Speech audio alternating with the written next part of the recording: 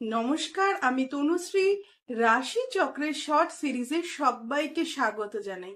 আজকের আলোচ্য বিষয় হলো কন্যা রাশির নভেম্বর মাস কেমন কাটবে।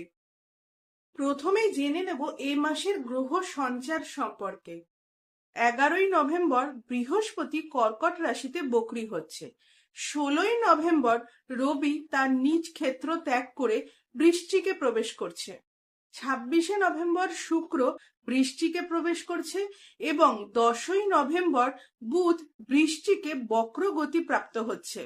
এছাড়া এই মুহূর্তে মঙ্গল বৃশ্চিকে অবস্থান করে রয়েছে, রাহু রয়েছে কুম্ভ রাশিতে, কেতু রয়েছে সিংহ রাশিতে।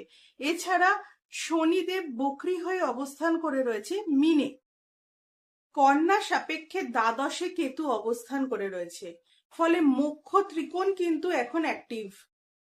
ফলে কন্যা রাশি বা লগ্নের জাতক জাতিকাদের স্পিরিচুয়াল অ্যাটাচমেন্ট কিন্তু বাড়তে চলেছে। বর্তমানে কন্যার ষষ্ঠ ভাবে রাহু অবস্থান করে রয়েছে, ফলে কন্যা রাশি বা লগ্নের জাতক জাতিকারা যারা চাকরির সাথে যুক্ত তাদের কর্মক্ষেত্রে কিন্তু চাপ, সন্তুষ্টির অভাব এটা বৃদ্ধি পাওয়ার সম্ভাবনা রয়েছে।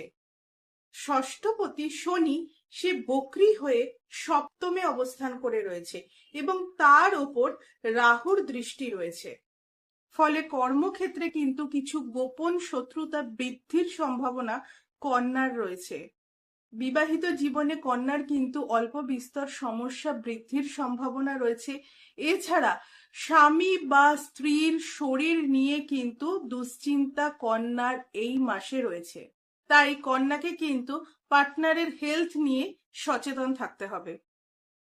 কন্যা সাপেক্ষে তৃতীয় ভাবে এখন মঙ্গল অবস্থান করে রয়েছে, ফলে কন্যার ক্ষেত্রে কিন্তু যোগাযোগ বাড়তে চলেছে। এছাড়া বাড়বে সাহস, উদ্যম, উৎসাহ এবং চেষ্টা। প্রেমের ক্ষেত্রে কিছু জটিলতা আসার সম্ভাবনা কিন্তু এই মাসে কন্যার থাকছে। কন্যার ক্ষেত্রে দ্বাদশপতি রবি দ্বিতীয় নিচস্থ হয়ে যে অর্থনৈতিক চাপ তৈরি করেছিল 16ই নভেম্বরের পর থেকে সেই চাপ কিন্তু অনেকটাই কমতে দেখতে পাওয়া যাবে।